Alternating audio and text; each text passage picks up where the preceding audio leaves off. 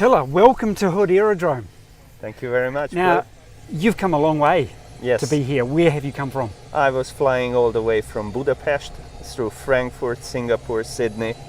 It took 2 days to get here. Okay, so, and are you doing anything else here, or have you come specifically to see the Vintage Aviator collection? I came absolutely just because of this airfield and because of this amazing First World War collection of airplanes, which I don't think we have in Europe. Right. So I flew here today to do the photo shooting today and tomorrow, Right. and then I'm back to Europe. All right, so straight to the other side of the world and then back. And I must say, what I have seen here and what we have been doing here, wonderful people, beautiful weather, awesome airplanes. So it was worth to do this long journey here, and it will something I will always remember. The photo shoot this morning, you got to go up in the Tiger Moth. Yes. And one of the shoots you did was the 3 Albatross fighters. Indeed. And of course we're standing in front of the Albatross D2 now, Yeah. which is a little bit of special interest for you. Yes. Can you tell me about that? The wooded color is what the Austro-Hungarian Air Force was using, especially in Italy. Right. Okay. These so the Italian albatrosses front, were flying there in Trentino and the Isonzo Valley battles. Those were really vicious, bloody battles. Huge number of casualties on both sides. So this is very special because there are few albatrosses in museums, but it's really hard to see them flying.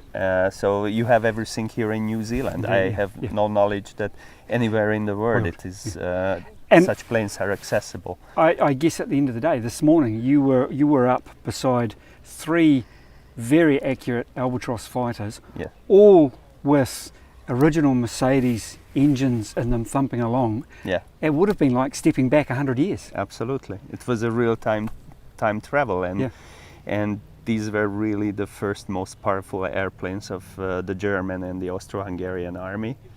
The first one, in fact, I need to correct myself, it was the Fokker Eindecker. First time an airplane was carrying a machine gun, but then the British Pusher planes were quite successful against them, and that's when the Germans came up with this wonderful design, really beautiful, very powerful plane, which only the SE5 could beat later on. Yeah, exactly. So the 3 Albatrosses, did you do anything else while you were up in the shoot? And also we were working with the Bristol. Oh, the Bristol fighter. Yeah. Okay, and that's even more special because that aircraft is over 100 years old. Absolutely. That is the real deal. They don't get any more real than that. So very special. Obviously there are a lot of World War I and aviation enthusiasts in Europe who would love to see this. But not many people actually make the trip. You have a special reason for the trip, is that right? Yes, we are going to conclude a 6-year project. As a result, we are coming out with a very special book on the Great War. Okay. There are tens of thousands of books about the Great War, but I think this is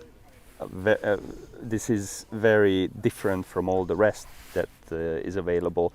First of all, it not only tells the story of the Great War in a way which can be interesting for most people. It's not written to historians.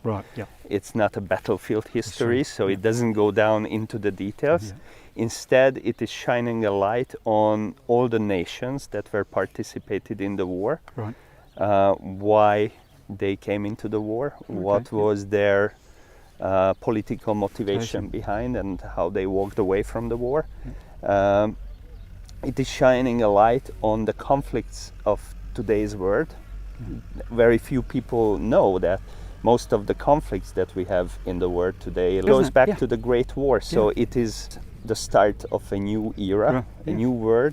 And this book is on one hand covers the story of the Great War and pays a tribute to all those people who made the Centennial possible and who worked on the commemorations one way or another. It will be a 650-page book. So that's a big book. Big book, and it covers 60 countries.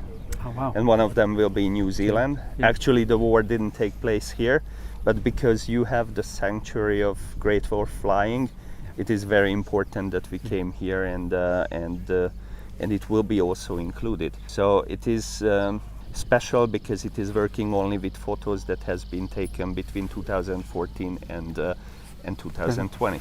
And then our plan is to make it internationally available, so it will be through the internet, can be ordered, and can be hopefully people will like it. Yeah, well, it sounds fantastic, and as you say, with that, and not being a technical history as such, but more of something that people can pick up and read, and maybe get some understanding of why we are where we are now, based on that history. And as I see, there's a growing interest towards the Great War, ever since we lost the last veteran.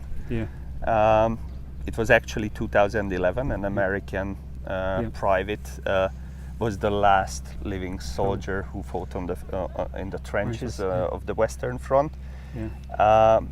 And it looks like this topic is getting more and more interest, and I think the Centennial helped a lot.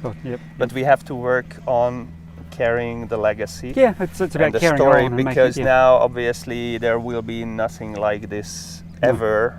But the closest is probably the 150th anniversary, which is probably out of our lifetime. Yeah, exactly.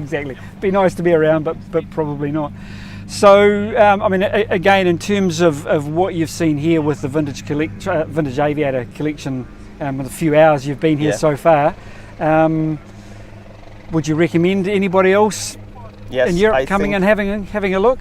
I think very few people so far thought about New Zealand as a home of any kind of Great War stuff, and actually all my friends were surprised when I told them that I am coming to New Zealand, and they were asking what was taking place there. Right. And obviously many people heard about Peter Jackson and his wonderful work with the documentary, which is really an amazing experience for anybody. So he made New Zealand not just the home of the Lord of the Rings, but also made New Zealand more famous about the Great War. And I think people need to come to Masterton if they are already here in New Zealand. And I have never seen so many Great War airplanes together at one place. And fantastic. And the fact is, I mean, looking around the field, we can see 1, 2, 3, 4, 5, 6, 7, 8, 9, 10, 11, 12, 13, 14, 15, 16. Yeah, it's like a real... All of these aircraft, they're not in a museum, airfield. they're not in a hand, these and all flying. Yeah. So we had a wonderful time. We were flying with these airplanes. So it's really like 100 years ago in one of the airfields on the Western Front. Yeah. Oh, well, thank you for that, Attila. I really hope the book goes well. Glad you enjoyed your flying this morning, and there'll be a little bit more going on in the next day or so while you're here, so hope you enjoy it. Thank you very much. Thank you. Thank you. Excellent. Hi, I'm Tony Haycock. If you've enjoyed this video and like to help to support the Historical Aviation Film Unit, please hit the join button now and come along for the ride with us. If you've already done this, we really appreciate it, and we look forward to bringing you more of the same coverage that you've been watching now. Thank you.